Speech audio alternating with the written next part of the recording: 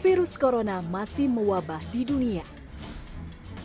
Tak hanya merenggut nyawa jutaan jiwa, COVID-19 juga membuat perekonomian dunia berada di level terendah.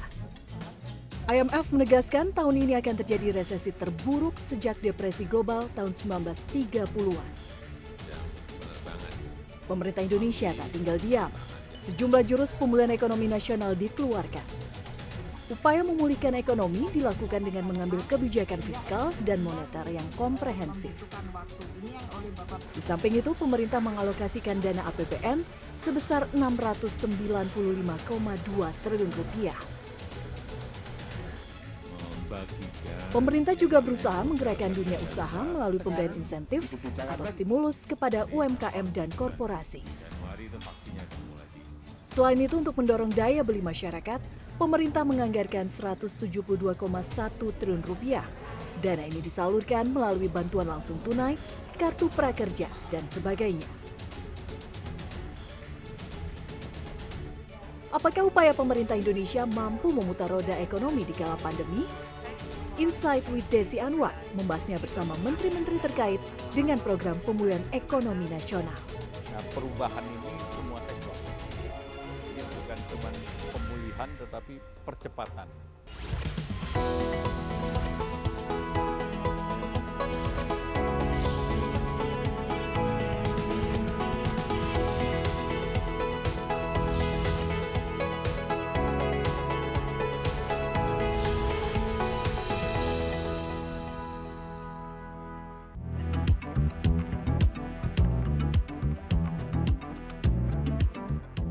Dampak pandemi COVID-19 terhadap ekonomi nasional sudah terasa sangat besar.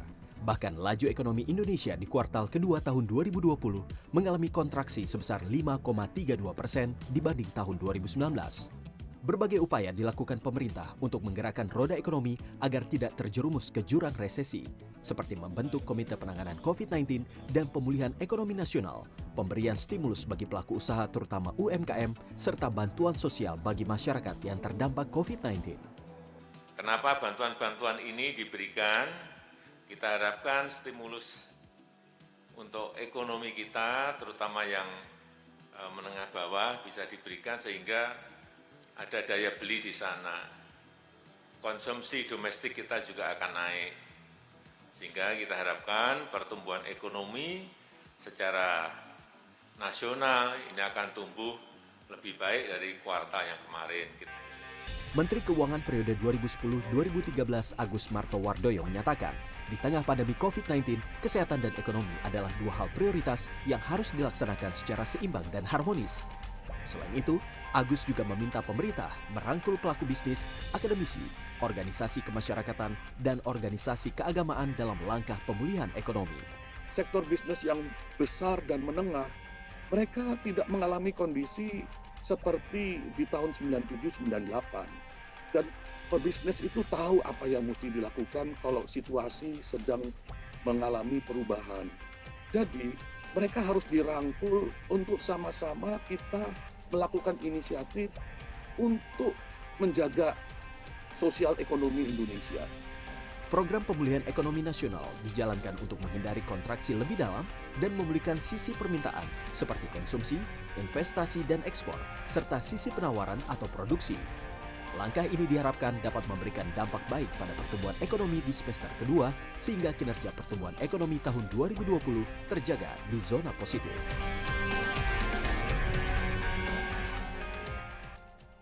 Ya, pemerintah telah menyampaikan RUU tentang APBN tahun anggaran 2021 dan nota keuangan untuk dilakukan pembahasan bersama DPR pada tanggal 14 Agustus yang lalu. Tahun 2021 menjadi masa yang penting dalam proses akselerasi pemulihan ekonomi nasional dari dampak pandemi COVID-19. Sekaligus menjadi momentum untuk melanjutkan transformasi ekonomi menuju negara maju. Lalu bagaimana upaya pemerintah Indonesia untuk menahan perekonomian dari penurunan yang lebih dalam dan juga mempercepat pemulihan ekonomi? Sudah bergabung bersama saya melalui aplikasi Zoom Menteri Keuangan Sri Mulyani Indrawati. Halo Bu Ani, apa kabar Bu Menteri? Pasti sibuk sekali. Ya, kita sekarang melakukan social distancing lewat Zoom. Nah, ini sudah ada RAPBN untuk 2021, Mbak Ani. Kelihatannya cukup dibanding dengan sekarang cukup optimis. Pertumbuhan diperkirakan akan antara 4,5 sampai 5,5%. Tapi perjalanan ke sana pasti masih panjang. Nah, kita tentu saja ingin mengetahui strategi ke depan seperti apa. Tapi sebelumnya, how do you rate the current health of our economy? Bagaimana kesehatan perekonomian Indonesia? Kita pernah dulu tahun 1998 karena faktor eksternal juga memasuki krismon, tahun 2008 karena faktor eksternal subprime juga memiliki krismon. Bagaimana kita sekarang dibanding dengan dua krisis perekonomian atau krisis finansial yang sekarang ini? Ya, terima kasih Desi. Sebetulnya kalau kita bandingkan dengan dua krisis sebelumnya, 97-98 dan 2008-2009, tentu triggernya berbeda. Kalau tahun 97-98 adalah contagious yang berasal dari tadinya negara Thailand, Korea, dan kemudian ke kita. Dan juga itu driven by pertama kali karena adanya perubahan nilai tukar karena Indonesia waktu itu masih mengadopsi nilai tukar yang tetap atau fix. Nah, itu yang terjadi 97-98. Jadi purely nilai tukar exchange rate yang kemudian masuk contagious menjadi masalah perbankan dan keuangan, kemudian menjadi masalah ekonomi sosial politik. Tahun 2008-2009, Lehman Brothers itu adalah juga lembaga keuangan di Amerika yang mengalami kebangkrutan yang kemudian terjadi menjadi sistemik di Amerika. Namun ripple efeknya sampai ke Indonesia dalam bentuk lagi-lagi tekanan terhadap nilai tukar, terhadap surat berharga negara waktu itu, dan juga dari sisi capital outflow terjadi. Nah, tahun ini yang terjadi adalah krisis yang di-trigger oleh masalah kesehatan, COVID, dan masih berlangsung. Artinya, penyebab utamanya adalah ada ancaman terhadap kesehatan dan jiwa manusia kalau mereka saling berinteraksi secara fisik. Makanya kita hari ini pun interview melalui Zoom, karena kita tidak melakukan interaksi secara fisik. Nah, dalam situasi seperti ini, masalah kesehatan ini kemudian merembet menjadi masalah ekonomi. Karena orang tidak bisa berinteraksi, maka seluruh kegiatan ekonomi menjadi sangat terkendala. Konsumsi menurun tajam, investasi kemudian berhenti. Dan pada saat WHO mengumumkan pandemi itu pada bulan Maret, seluruh dunia mengalami kepanikan. Makanya pada bulan-bulan Maret, April hingga bahkan awal Mei terjadi gejolak capital outflow dari negara-negara berkembang dan emerging. Dampaknya kalau dari sisi indikator ekonomi menjadi mirip karena nilai tukar tertekan, surat berharga negara juga dalam hal ini mengalami kenaikan yield dan terjadi capital flight sampai mencapai lebih dari 140 triliun hanya dalam waktu kurang dari 1 bulan. Ini tentu menimbulkan potensi terhadap kondisi stabilitas sistem keuangan dan tentu juga dari sisi kondisi ekonominya sendiri. Nah, inilah yang sedang dihadapi, jadi lebih multiple dibandingkan tahun 97-98 dan 2008-2009. Karena kalau kita fokus hanya ngomongin tentang ekonominya saja, apakah itu dari sisi sistem keuangan, apakah itu dari sisi growth, namun selama kondisi kesehatannya belum teratasi, dia akan menjadi kendala yang terus menarik ekonomi ke bawah. Inilah yang mungkin menjadi tantangan yang jauh lebih rumit dibandingkan pada masa krisis sebelumnya. Karena krisis sebelumnya kita fokus memperbaiki dari neraca keuangan, kemudian kita membuat counter cyclical, maka terjadilah reaksinya yaitu dari sisi kegiatan ekonomi kemudian mulai meningkat lagi. Kalau sekarang diberikan counter cyclical selama orang tidak berinteraksi, ya kegiatan ekonominya akan mengalami tekanan. Ini yang menjadi tantangan yang jauh lebih rumit. Iya, Mbak Ani, ini jadi berarti ada implikasi terhadap jangka waktu untuk pemulihan. Taruhlah misalnya kalau vaksinnya itu baru ditemukan tahun depan, dan ini bisa lebih lama atau bisa lebih cepat ini. Ada yang mengatakan ini mau bisa V, ya, bouncingnya, atau U, atau L. Ini kira-kira bagaimana untuk prospek Indonesia ke depan? Kalau situasinya hanya technical ekonomi, biasanya sesudah mereka mengalami kontraksi lebih mudah atau posibilitasnya untuk merecover dalam bentuk pemulihan ekonomi dengan growth yang relatif tinggi itu bisa terjadi. Namun karena penyebabnya adalah kesehatan, maka selama interaksi manusianya tadi tidak bisa dikembalikan dalam situasi normal, tadi yang disebut subject to vaksin, subject to apakah ada disiplin sosial sehingga penyebaran tidak makin meningkat, sehingga kemudian terjadi kenaikan jumlah pasien yang kemudian menjadi tekanan terhadap rumah sakit. Ini semuanya akan menjadi bayang-bayang atau menjadi faktor penekan kembali. Sehingga kalau mau menjadi V-shape akan tidak mungkin, yang kemungkinan terjadi adalah waktu dia recover, dia mungkin dalam situasi konsolidasi dulu sampai kondisi kesehatannya menjadi relatif lebih bisa terkendali. Nah, oleh karena itu, di dalam kita bicara tentang pemulihan ekonomi, memang di dalam Undang-Undang Nomor 2 Tahun 2020 atau Perpu Nomor 1 2020 kemarin, waktu pemerintah bereaksi atau melakukan respons terhadap ancaman COVID ini dengan mengeluarkan Perpu Nomor 1, kita membayangkan akan ada 3 tahun masa untuk benar-benar menghadapi COVID ini, kemudian konsolidasi, dan kemudian mulai mendekati kepada normalisasi sebelum terjadi apa yang disebut recover secara penuh. Namun kalau di dalam bahasa biasa, nampaknya orang hanya melihat katakanlah dari sisi growth. Kalau growth itu bisa terjadi reaksi teknikal. Jadi kalau habis negatif, dia bisa positif apabila kondisinya relatif bisa dikelola. Namun kalau kita bicara tentang sustain growth dan normalisasi, itu mungkin sesuatu yang membutuhkan waktu hingga sampai 2 tahun, bahkan 3 tahun di dalam Perpu kita. Jadi kita 2020, 2021, dan 2022 itu masa kita untuk dari mulai terkena COVID, kemudian merespons, konsolidasi, dan sampai kita melakukan normalisasi.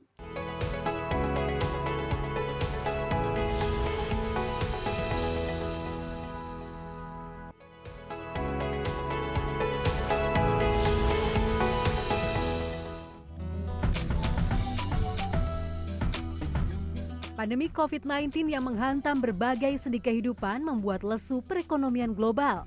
Di tanah air, pelaku usaha mikro, kecil, dan menengah UMKM serta industri kreatif menjadi kelompok yang paling terdampak. Presiden Joko Widodo pun mengampanyekan Gerakan Nasional Bangga Buatan Indonesia sebagai upaya menyelamatkan ekonomi dalam negeri yang juga ditumpu oleh UMKM.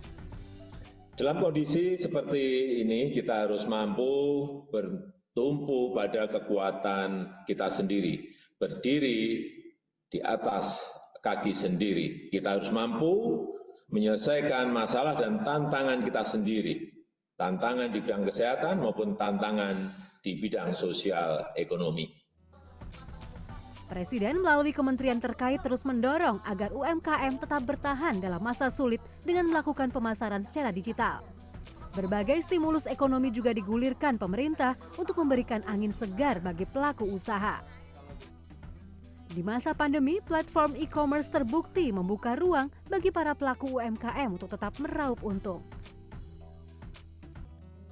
Masa krisis tak harus disikapi pesimistis. Kemampuan pengusaha kecil dan menengah untuk beradaptasi dengan teknologi dan jeli melihat peluang tentunya bisa menjadi solusi di tengah pandemi. Miladia Rahma, Akun Coro, Jakarta.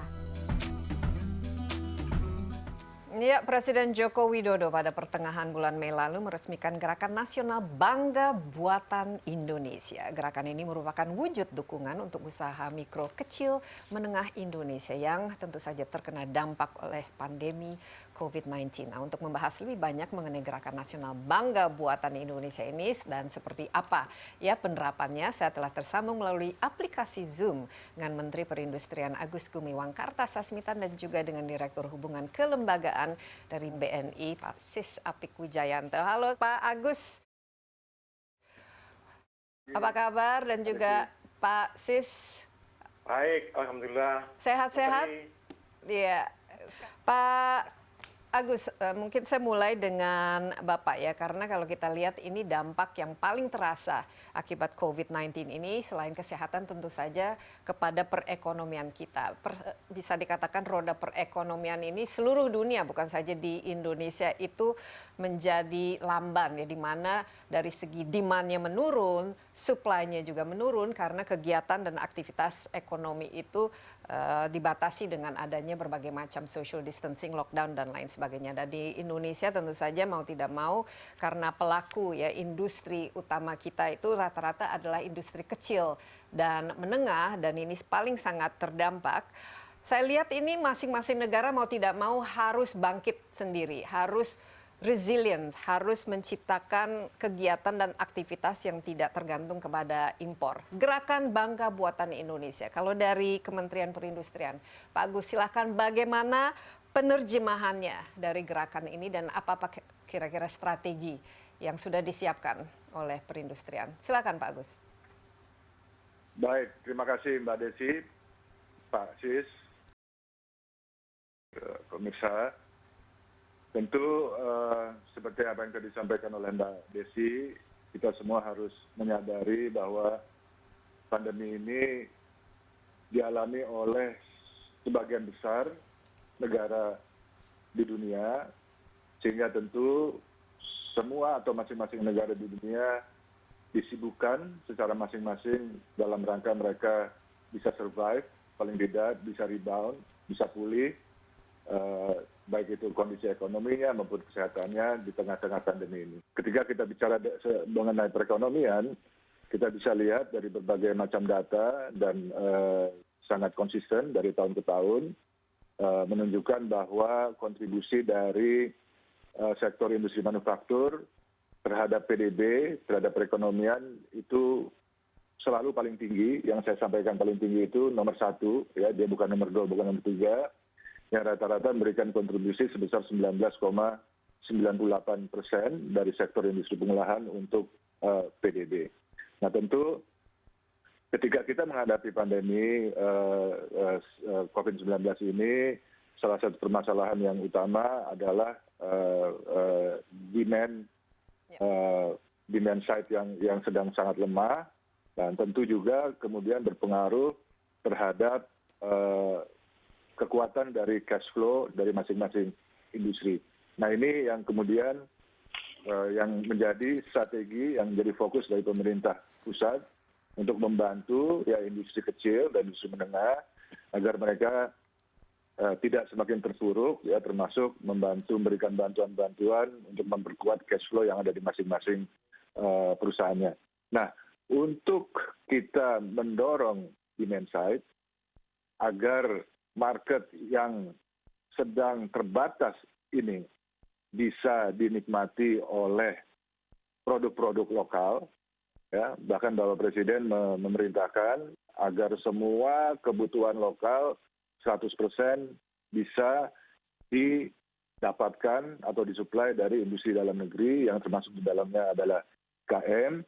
Tentu yang pertama dalam rangka kita bisa mencapai itu, yang pertama pemerintah pada tanggal 14 Mei yang lalu Bapak Presiden sudah meluncurkan gerakan yang disebut dengan BBI. Nah, dari kami BBI ini ada 2 pengertian. Yang pertama adalah dia berarti bangga buatan Indonesia. Yang kedua, setelah bangga buatan Indonesia, para masyarakat juga diharapkan belanja buatan Indonesia. Jadi BBI yang pertama adalah bangga buatan Indonesia. BBI yang kedua adalah belanja buatan Indonesia. Nah, kampanye bangga buatan Indonesia dalam konteks Kementerian Perindustrian yang kemarin telah kami launch adalah kampanye yang kita sebut dengan semuanya ada di sini. Dan ini saya kira Mbak Desi merupakan hal yang sangat penting untuk diketahui oleh masyarakat bahwa sesungguhnya produsen-produsen kita, industri dalam negeri kita sudah bisa memproduksi apapun, ya, you name it, ya, sektor apapun, produk-produk apapun itu semua sudah bisa diproduksi oleh kita. Sekarang bagaimana mereka produsen-produsen itu bisa memasarkan produksinya ke market atau penetrasi ke market Indonesia itu sendiri, termasuk dan khususnya IKM. Ya, IKM ini merupakan satu tulang punggung dari perekonomian nasional. Oleh sebab itu sejak awal memang sejak awal COVID hadir di Indonesia itu menjadi perhatian khusus bagi pemerintah. Kami memberikan banyak sekali stimulan-stimulan untuk IKM ya agar mereka tidak semakin terpuruk dan bisa rebound. Tadi sudah dijelaskan ya peran dari sektor perindustrian untuk menggeliatkan dan juga memajukan industri kecil menengah ini lewat lebih banyak lagi ya membeli, belanja dan memproduksi buatan Indonesia. Kalau dari segi perbankan ini paling penting karena biasanya kalau kita bicara industri itu apalagi kecil menengah itu perkreditan, fasilitas perbankan dan lain sebagainya itu diperlukan. Pak Sis, silakan. Ya, terima kasih Mbak Desi. Pertama, bagaimana peran BNI dalam mendukung gerakan BBI ini adalah bagaimana kita mensosialisasi pada masyarakat tentang gerakan bangga dengan produk Indonesia atau BBI ini. Jadi perlu sosialisasi ya? Apa-apa saja bentuknya? Sosialisasi melalui website, ya websitenya Bank BNI, kemudian yang kedua adalah melalui Instagram, kemudian juga melalui Twitter. Ini yang kita lakukan dan tentu melalui media-media yang lainnya untuk melakukan sosialisasi tentang BBI ini. Kemudian yang kedua adalah aktivitas bagaimana kita mendukung program bangga dengan produk Indonesia ini adalah kita melakukan semacam pameran-pameran, yaitu dengan mengadakan pameran fashion ya yang pada bulan Februari yang lalu kita menyelenggarakan fashion Rhapsody. Ya. Ini adalah mengangkat tema harmoni bumi yaitu tentang lingkungan. Di situ kita bekerja sama dengan para desainer-desainer lokal yang bagaimana kita memanfaatkan bahan-bahan daur ulang ini menjadi satu produk yang kita bisa pasarkan. Dan selain itu juga support dari Bank BNI itu adalah banyak kegiatan-kegiatan yang kaitannya dengan produk-produk lokal unggulan Indonesia. Dan selain itu BNI tentu sebagai peran mediasi perbankan kami juga melakukan pembiayaan dan kami ternyata masih terus berupaya terus untuk melakukan pembiayaan UMKM ini, di mana selama ini kita ketahui bahwa 5 tahun terakhir grup CAGR kita untuk UMKM ini adalah 32% jumlah debiturnya. Dan dari sisi volume itu 16%. Ini adalah menurut kami adalah sangat luar biasa di dunia perbankan bisa menambah debitur 32% grup selama 5 tahun CAGR-nya ya. Dan volumenya pembiayaannya 16% per tahun atau CAGR-nya. Demikian Mbak Desi.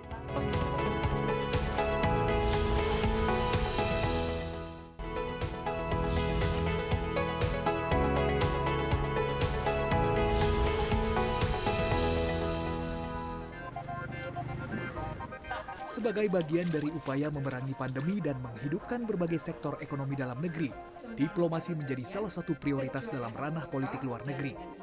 Sejak Juli lalu hingga saat ini, Indonesia terus menjalin kerjasama dengan berbagai negara untuk pengamanan jenis vaksin yang diharapkan bisa memberikan kontribusi, tidak hanya bagi tanah air, tetapi juga dunia.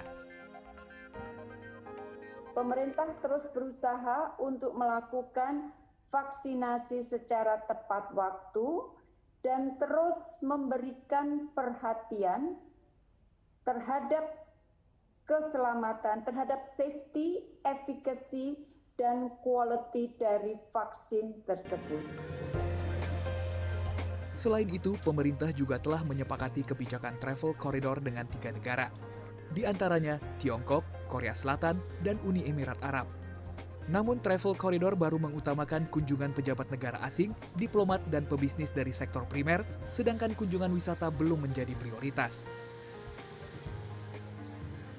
Demi mempererat kerjasama bilateral dan multilateral di tengah tantangan pandemi COVID-19, Indonesia terus berusaha menjembatani perbedaan antar negara.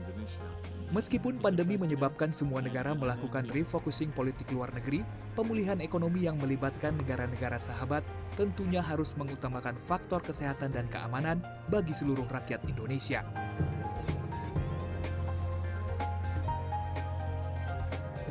Ya, pandemi COVID-19 telah membawa embusan angin perubahan yang drastis menyapu negara-negara di seluruh dunia untuk menyesuaikan diri dengan kebiasaan baru. Tidak ada negara yang bisa menghindari dampak pandemi COVID-19 ini. Lalu, apa saja usaha yang dilakukan oleh pemerintah Indonesia dalam berdiplomasi menangani COVID-19? Saya sudah tersambung bersama Menteri Luar Negeri Retno Marsudi melalui sambungan Zoom. Halo, Bu Menlu. Halo, apa kabar Mbak Desi? Baik, sehat-sehat selalu. Penting menjaga kesehatan. Bagaimana Bu Menlu? Sehat-sehat saja? Tetap fit? Sehat, alhamdulillah sehat. Tetap fit, terus olahraga. Iya, olahraga penting ya, dan juga tentu menjaga kesehatan secara keseluruhan, dan ini sangat penting, apalagi tugas Menlu menurut saya ini semakin sangat diperlukan, apalagi COVID-19 ini menjadi sesuatu masalah yang sifatnya itu global. Tidak ada satupun negara, bisa dikatakan tidak ada satu yang terhindar dari COVID-19 ini. Bu Retno, tentu saja Indonesia kan selama ini memang memiliki foreign policy atau kebijakan luar negeri yang khusus ya, bebas dan aktif. Tapi selama COVID-19 ini pasti ada perubahan, ada arah yang baru, apalagi kalau kita melihat ada dua aspek yang menjadi dampak bukan saja di Indonesia tapi seluruh dunia, yaitu terhadap kesehatan dan terhadap ekonomi. Jadi diplomasi kesehatan dan ekonomi saya lihat ini semakin gencar dilakukan di seluruh dunia. Bagaimana Bu Menlu sendiri? Apa kira-kira ada arahan khusus, tugas khusus, peran dan juga strategi khusus untuk menangani dan sudah ditangani selama COVID-19 ini? Oke, terima kasih banyak. Thank you very much for having me. Mbak Desi, jadi saya ingin mulai dari bulan even akhir Januari atau awal Februari, di mana para diplomat kita bekerja sama tentunya dengan kementerian lembaga yang terkait.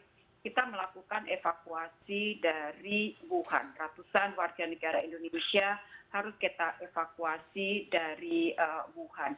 Tentunya ini bukan merupakan tugas yang mudah melakukan evakuasi pada suatu wilayah, Provinsi Hubei yang completely lockdown, total lockdown, di mana warga negara kita ada di beberapa titik, sehingga memerlukan satu penghitungan yang betul-betul cermat. Tetapi alhamdulillah sekali lagi, karena kerjasama maka kita bisa lakukan evakuasi ini dengan selamat dan saudara-saudara kita kembali ke rumah mereka masing-masing dalam kondisi sehat. Tadi Mbak Desi bicara mengenai masalah bebas aktif, kemudian pandemi, dan tentunya hampir semua negara harus melakukan refocusing prioritas politik luar negerinya. Nah, untuk Indonesia ada 3 hal yang menjadi prioritas saat ini selama pandemi.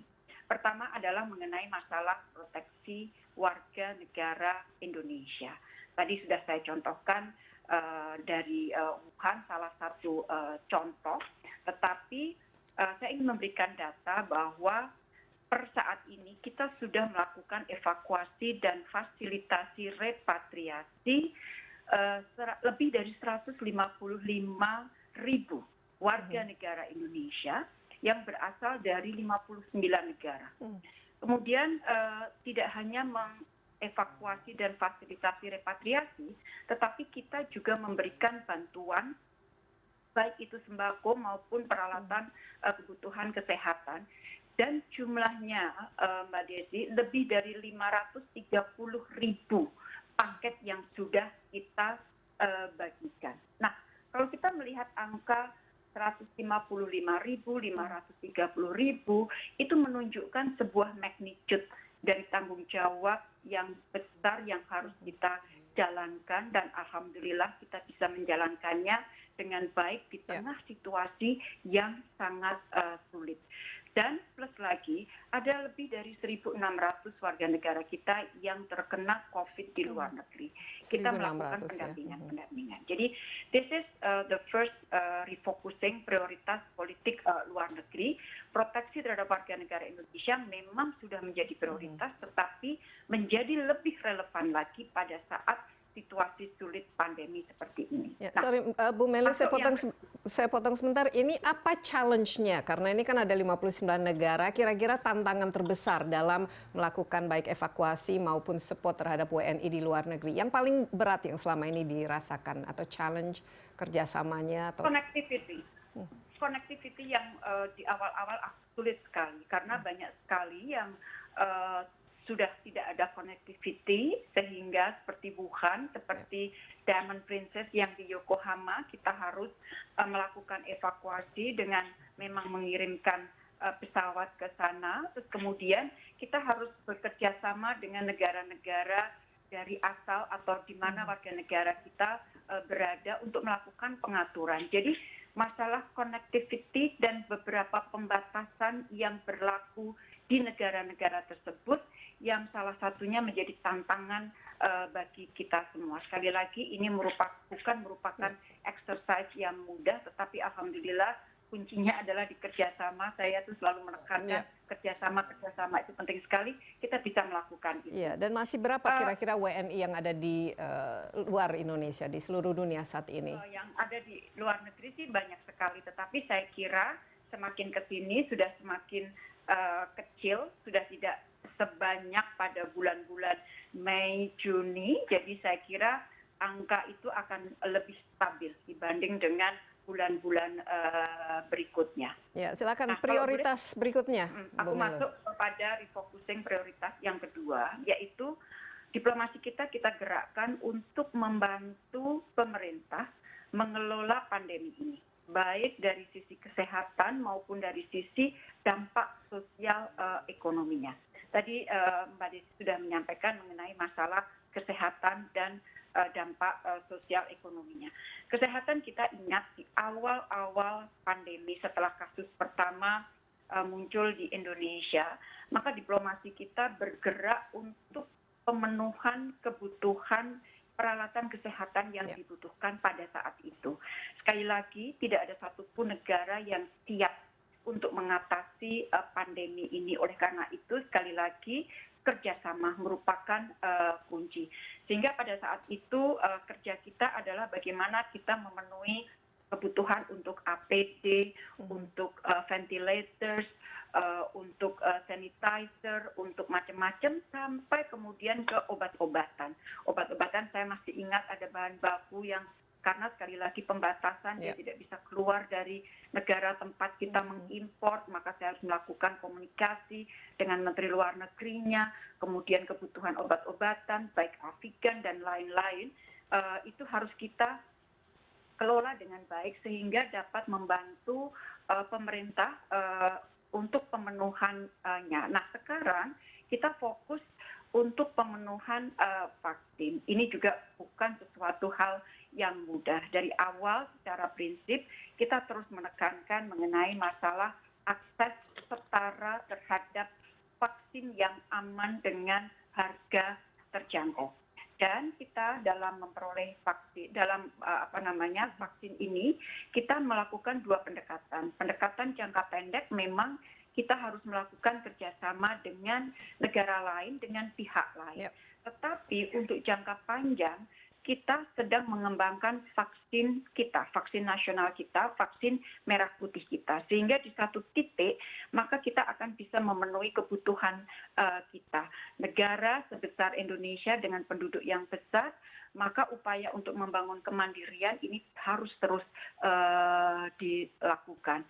Nah, kerjasama dengan pihak lain, ini kita bagi dua lagi, yang sifatnya bilateral dan yang sifatnya multilateral. Jadi ini dua-duanya kita coba untuk kita lakukan berbarengan.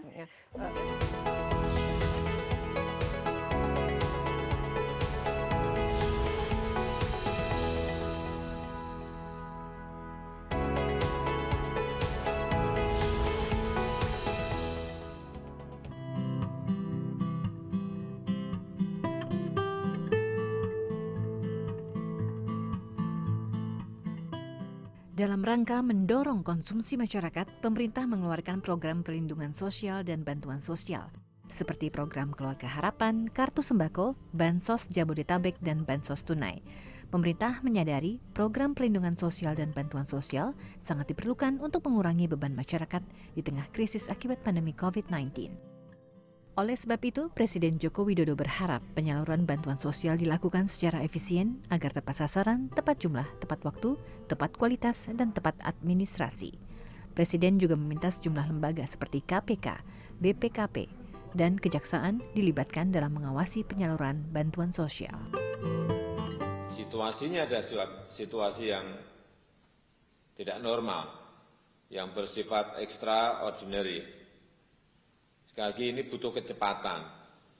Oleh sebab itu, saya minta aturan itu dibuat sesimpel mungkin, sesederhana mungkin, tanpa mengurangi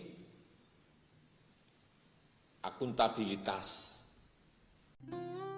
Dalam program Jaring Pengaman Sosial, Kementerian Sosial telah mengelola program-program bantuan baik secara reguler maupun khusus.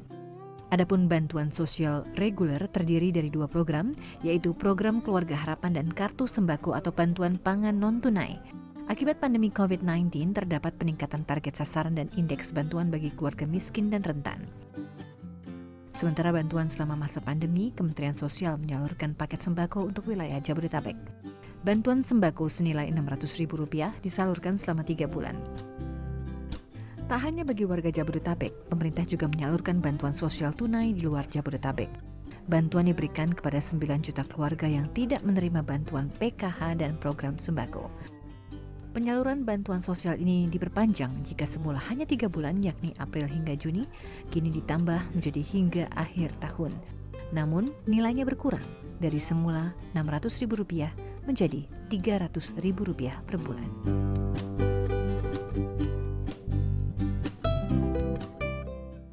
Ya, bantuan sosial atau bansos disalurkan pemerintah untuk melindungi masyarakat dari kemungkinan terjadinya risiko sosial dan untuk meningkatkan kesejahteraan masyarakat. Agar penyaluran bantuan sosial ini tetap berjalan lancar, tentu saja perlu kolaborasi yang baik dari berbagai pihak dan juga apa-apa saja bentuk kolaborasi antara pemerintah dan perbankan misalnya dalam penyaluran dana bantuan sosial. Di studio kali ini telah hadir bersama saya Menteri Sosial Juliari Batubara dan juga Direktur Hubungan Kelembagaan dari BNI Sis Apik Wijayanto. Pak Menteri, Pak Juliari, apa kabar? Dan juga Pak Sis. Kabar baik, Mbak Desi. Ini kita masih menjaga social distancing lebih dari 1 meter. Jadi ini penting sekarang karena merupakan protokol kesehatan dalam masa COVID-19 ini. Pak Juliari dan Pak Sis, mungkin yang jelas ya, bantuan sosial ini sangat-sangat penting saat ini, apalagi karena dampak dari COVID ini sudah terasa dari segi perekonomian kita. Banyak sekali yang terdampak dengan ya PHK ataupun dengan pendapatan mereka yang berkurang, sehingga saya lihat ini pemerintah juga sudah menyisihkan sebagian dengan cukup besar ya anggaran untuk memberikan bantuan sosial khusus pada zaman COVID ini. Nah, Menteri Sosial saya lihat ini memiliki peran yang sangat penting, apalagi dalam penyaluran bantuan sosial dan juga penanganan percepatan ya untuk membantu masyarakat. Pak Juliari, di Kementerian Anda lebih dari 100 triliun ya dikhususkan, ini di luar bantuan sosial biasa ya, untuk menangani COVID ini. Bulan Juli, ini bantuan ini sejak bulan April, apa-apa saja yang bisa laporkan lah istilahnya, pencapaian dari segi penyaluran bantuan sosial ini, Pak. Baik, terima kasih. Jadi memang kementerian kami ini cukup sibuk ya. Bisa dibilang dari mulai Maret sebenarnya sampai hari ini tuh cukup sibuk karena mendapatkan pekerjaan tambahan, ya, yaitu kita membuat program khusus atau istilahnya bansos khusus COVID-19 ini yang memang kita harus desain secara cepat, ya, anggarkan secara cepat dan salurkan secara cepat, serba cepat lah. Iya, serba cepat. Jadi tentunya Bu Desi, di luar bantuan sosial khusus ini sebenarnya bantuan sosial, program bantuan sosial yang reguler seperti program Keluarga Harapan atau PKH atau program bantuan pangan non tunai atau kartu sembako juga masih harus tetap jalan. Tetap jalan, bahkan penerima manfaatnya kita tingkatkan. Jadi selama COVID mulai Maret itu untuk peserta atau penerima manfaat dari PKH itu dari 9 juta menjadi 10 juta keluarga. Kemudian ini seluruh Indonesia tentu seluruh saja. Indonesia ya. Ini yang reguler. Ya. Kemudian penerima manfaat dari bantuan pangan non tunai ini naiknya cukup signifikan dari yang 15,6 juta keluarga menjadi 20 juta keluarga. Jadi kenaikan 4,8 juta keluarga dan juga kenaikan indeksnya dari 150.000 per bulan per keluarga menjadi 200.000. Itu yang reguler. Ya. Artinya ini yang akan ada COVID tanpa COVID juga jalan. tetap jalan. Nah, starting April itu kita ada bansos yang khusus ya. Khusus dalam arti memang Presiden meminta agar desain satu program khusus yang ditujukan untuk warga yang terdampak. Ini ada 2, yaitu yang pertama untuk wilayah Jabodetabek. Ini kita memberikan bantuan dalam bentuk paket sembako, ya. Nilai paketnya itu 600.000 per bulan, tapi kita bagi 2 penyalurannya. Jadi 300.000 selama 3 bulan. Jadi kalau 1 bulan 2 kali berarti selama 3 bulan itu ada 6 kali penyaluran. Jadi Kemudian sampai bulan Juni ini 2 kali sebulan ya? 2 kali sebulan dan sekarang sudah tahap terakhir, sudah tahap ke-6 ya. Di luar Jabodetabek, karena kan tidak mungkin kita mengorganize pengiriman sembako keluar Jabodetabek karena logistical nightmare lah.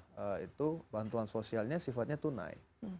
Namun indeksnya sama, yaitu 600.000 per keluarga penerima manfaat per bulan. Dan saat ini sudah masuk ke dalam tahap ketiga. Jadi 2 program bansos khusus ini sudah tahap terakhir. Tahap terakhir. Jadi khusus untuk bansos ini 3 bulan ya? 3 bulan. Dan deadline kepada kami itu 15 Juli. Harus segera selesaikan walaupun nanti kita akan lanjutkan lagi. Ya, untuk khususnya DKI berapa orang menjadi target? Di DKI itu ada 1,3 juta keluarga, jadi cukup masif. Cukup ya. masif. Cukup Tapi masif. buat Untuk Bogor, total Depok itu juga Jabodetabek termasuk. itu 1,9 juta keluarga. Ya memang karena penduduknya banyak ya. Penduduknya banyak dan begini. Kalau di kondisi normal, Bu Desi, di DKI itu penerima manfaat daripada program bansos reguler itu nggak sampai 100.000.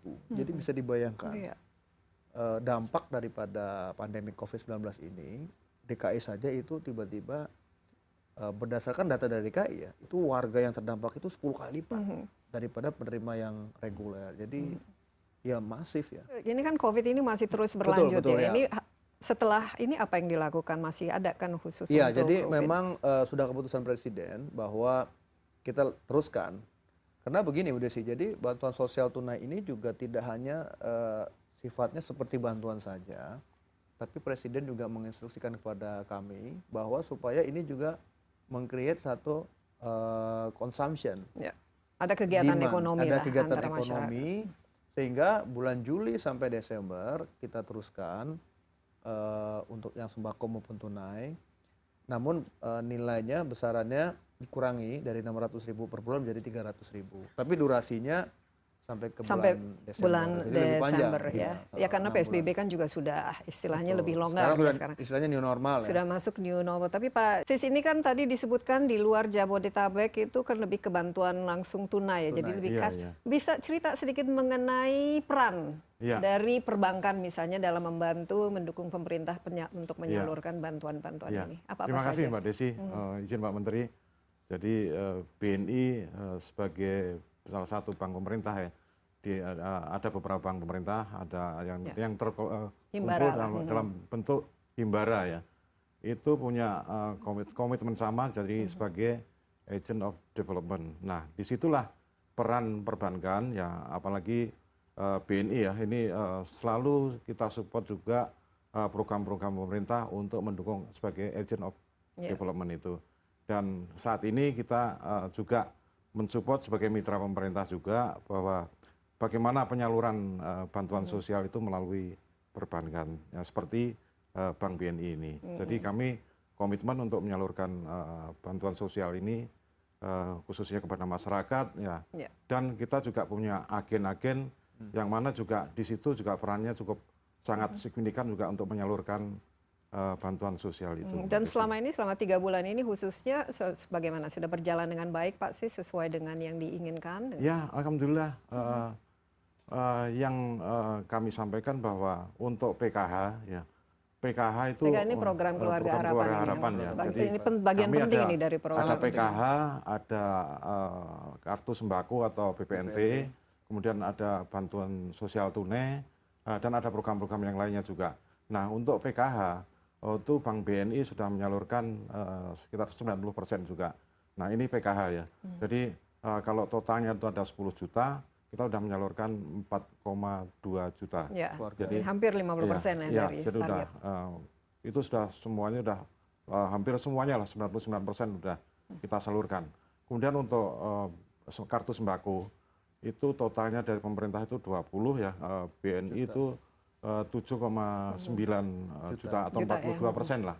42%. Jadi share-nya ya. Iya, share-nya. Ya. Nah, itu kita sudah menyalurkan sekitar 91%. Jadi cukup signifikan dan sampai dengan saat ini sudah berjalan dengan lancar, kerjasama dengan Kementerian Sosial, dengan BNI itu berjalan lancar. Demikian juga bank-bank lainnya juga sama ya. Jadi kita selalu berkomunikasi dengan baik dan semuanya bisa berjalan lancar lah. Iya, bagus karena memang kuncinya apalagi dengan bantuan sosial ini kan kolaborasi ya antara berbagai macam lembaga, tapi tentu juga dengan pemerintah daerah. Kita istirahat sebentar Pak Sita, Pak Juliari, tapi ada yang penting ini mengenai bukan saja penyalurannya, tapi apakah tepat sasaran dan juga sesuai ya dengan kebutuhan yang ada di masyarakat.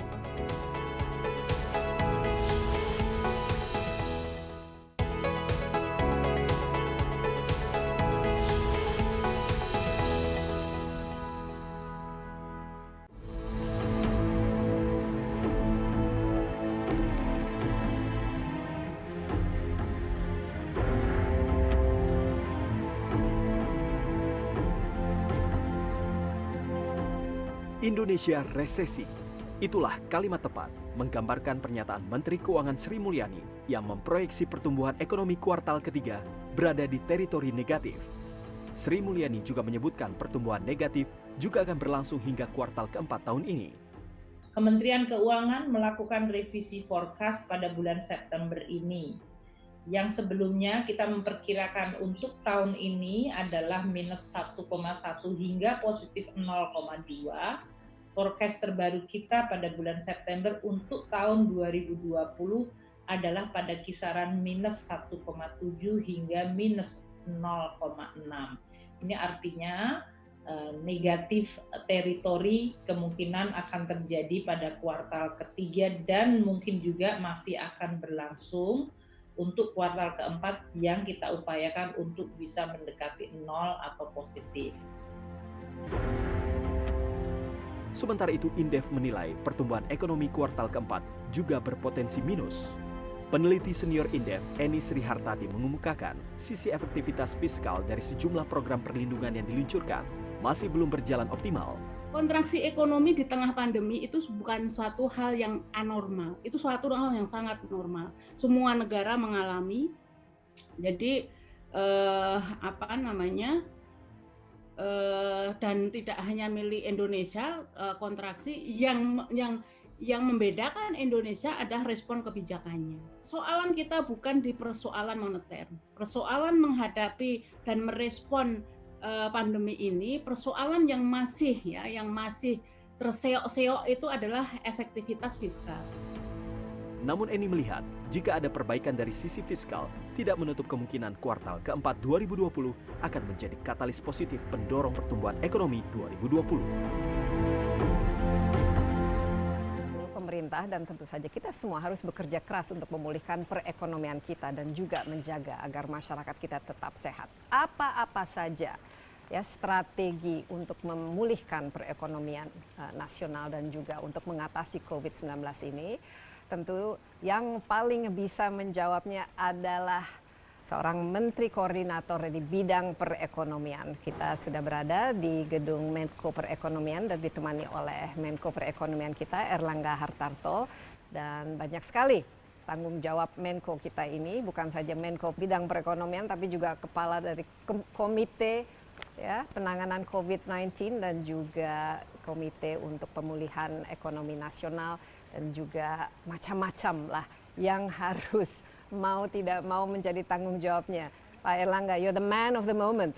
Banyak sekali harapan yang ditujukan dan ditupukan kepada Pak Airlangga. Secara keseluruhan Pak Menko, karena ini tugas tanggung jawabnya itu paling banyak, merumuskan yang ratusan triliun sampai yang puluhan triliun, ini bagaimana selama ini? Challenge yang paling Challenge-nya kita berat. yang merumuskan bukan itu, sampai jutaan, sampai yang mikro. Sampai yang 2 juta sama 10 Iya, juta. jadi tentu challenge-nya dalam kebijakan ini kan kita sekarang punya komite PEN, sehingga tentu dengan komite PEN ini kita bisa mengkoordinasikan sampai ke daerah-daerah. Sehingga ini menjadi kunci untuk pelaksanaan program ke depan. Tapi ini bukannya tambah layer lagi. Biasanya kalau ada masalah bikin komite, ada layer-layer lagi. Ini bukannya menghambat. Karena Pak komite Airlangga? ini kan kita mempush KL-KL, semua sesuai dengan tupoksinya. Hanya sekarang kita punya gas dan rem tadi. Kalau sebelumnya kan gas dan remnya melalui forum koordinasi. Sehingga tentu ada tantangan daripada birokrasi. Tetapi dengan sekarang kita bisa melakukan kalau perlu terobosan-terobosan. Contohnya apa saja? Biasanya kan kalau birokrasi ini yang justru. Terobosan-terobosan kan banyak program yang terobosan. Program misalnya program Kartu Prakerja itu terobosan.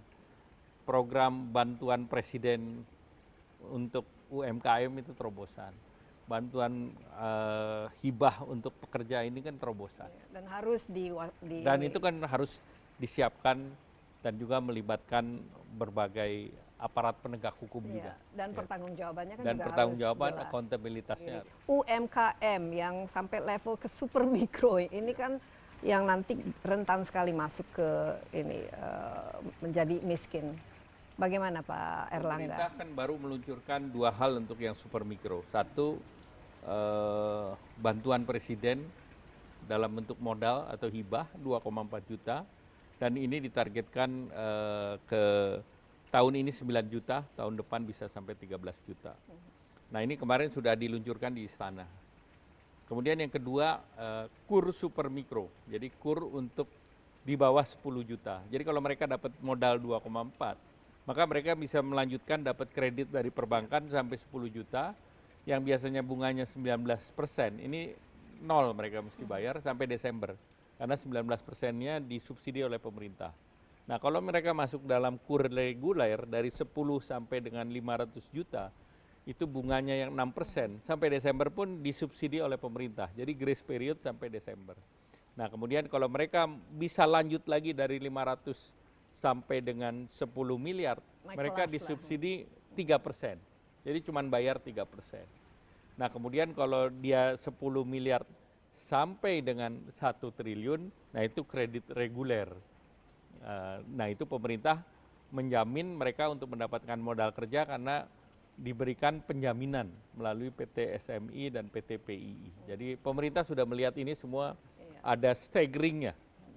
Ada kenaikan kelasnya. Iya, dan kita harapkan ini semua menjadi sumber-sumber dari growth ya, bukan nanti sumber dari NPL ataupun kredit macet. Mungkin terakhir Pak Airlangga, bagaimana pekerjaannya? Keras, berat, dan ini kolaborasi, komunikasi, kerjasama selama ini dengan semua pihak, bagaimana? Saya rasa dirasakan seluruh KL ini kompak dan menuju kepada tujuan yang diarahkan Bapak Presiden. Jadi saya optimis dengan tim yang ada. Ya. Dan kita tahun 2022 harusnya sudah mudah-mudahan bisa, kalau bisa lebih cepat lagi. Bisa lebih cepat dari sekarang. Ya demikian Insight with Desi Anwar kali ini langsung dari kantor Menko bidang perekonomian. Dan jangan lupa Anda juga dapat menyaksikan ya program ini di cnnindonesia.com dan juga di YouTube ya Insight with Desi Anwar. Jangan lupa kita juga semua harus membantu ya untuk mengurangi angka COVID dan juga supaya kita bisa hidup lebih normal lagi, jaga jarak, jangan lupa pakai masker, sering cuci tangan dan tentu saja stay safe. Bye-bye.